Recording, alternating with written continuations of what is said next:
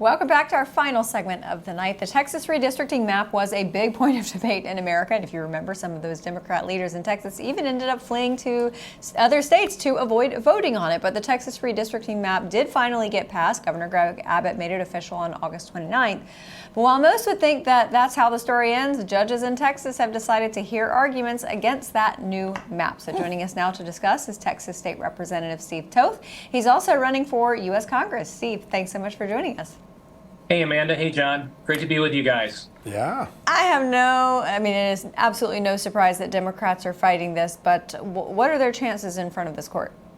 Since the Pettaway case, Galveston Pettaway, I don't think, and there have been multiple cases, and I think the reason why Pettaway went the way it went in 2024 was because the courts were starting to say, if you got to take these, incredibly heroic gymnastic measures with this ridiculous gerrymandering to try and get majority-minority districts, it's ridiculous. And Texas just went ahead when we drew these maps. As Joan Huffman said, I drew the maps blind to race. And that's what we did. And, the courts have got to start protecting equal representation across the land. You've got New England, 6 states, 15 million people, guys, 15 million people, 43% Republican. And not one congressional Republican district. Yeah, that really is an issue. And you pointed out something important here, which is that the storyline Democrats and their liberal friends like to say is, this is being done by Texas for gerrymandering and for political gain in the 26th election. But in fact, the Justice Department required the state to do this because there were appellate court rulings that said Texas was out of compliance with the current law. So this isn't actually gerrymandering. This was actually required to be done, right? It was required of us to do it in response to Pettaway, to get compliant. But look, guys, at the end of the day, I still struggle with what we did, that we didn't go far enough. If we had used the same metrics that Illinois uses and California uses, we'd only be giving the Democrats 3 seats instead we're leaving them with 8 seats.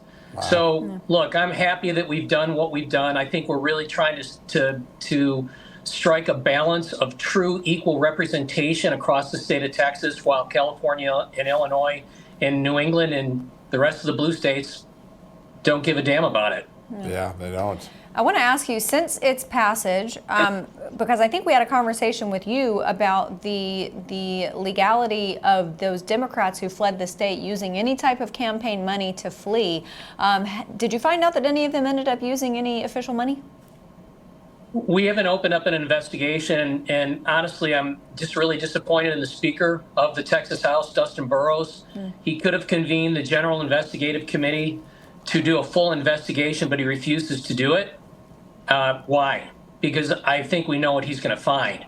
We know that they took money. We know that meals, transportation, hotels were all paid for by Better O'Rourke and his political action committee, and we need to investigate it and not leave it to anyone else to do this but ourselves. Yeah, so very important. There's an extraordinary streak going on, and that is that Texas, month over month, year over year, is winning the expansion battle on jobs, on new investment. It is the #1 state in America attracting business investment. What is that recipe that the legislators and the governor and the great business climate of Texas has that is getting so much attention in the business world? In 2009, coming out of the 2008 recession, 40% of the jobs in the United States were created in Texas. 80% of those jobs were small businesses. This is the place for entrepreneurs to come and take a chance, and that's what it is. Just small business owners like myself. I have a small service company. We have 12 employees, and it was 20 years ago that I rolled the dice and worked hard, and I could not have picked a better place to do it than Texas. Yeah, no doubt about it. Sir, you are running for U.S. Congress, and there are a lot of opinions out there about Dan Crenshaw. It seems that when I look at the comments to his posts, his base, his own constituents, have major issues with his funding of Ukraine, his support of that, calling MAGA supporters terrorists. I imagine that the ground is rife for someone new there in Texas. Yeah, it sure is. So 2 years ago, when someone ran against him, they spent no money. Nice guy, but he really couldn't spend. He didn't raise any money, so he didn't spend any money, and he got 43% of the vote, which who does that? And that's what the polling's showing us right now, that it wants a strong MAGA, America First conservative that has some strong name ID, that has a consistent voting record, and that's me. Yeah. What are the issues you're seeing, real quickly before we let you go, what are the issues you're seeing that most resonate with voters? What mood are voters in now that we got a shutdown here in Washington, by the way? Yeah. So the issues are in this order: the border, then second is the border, and then third is the border. And while Dan Crenshaw has been looking out for Ukraine's border, he's been AWOL. In fact, he got together with a group of Democrats in the Senate and tried to give us like anytime you hear about a bipartisan border deal with Democrats, just run the other way.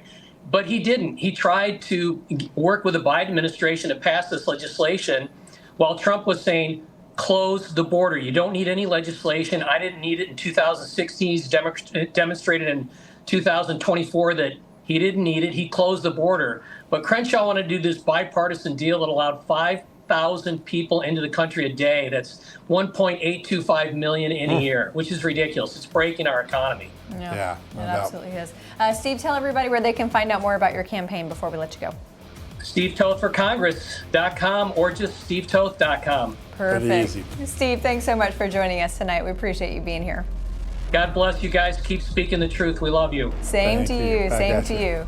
All right, everybody, that's all the time we have for tonight. So we're going to be back here tomorrow night at 6 p.m. Eastern. Grant Stinchfield is going to take you through the next hour. But in the meantime, have a wonderful evening. Be safe and good night.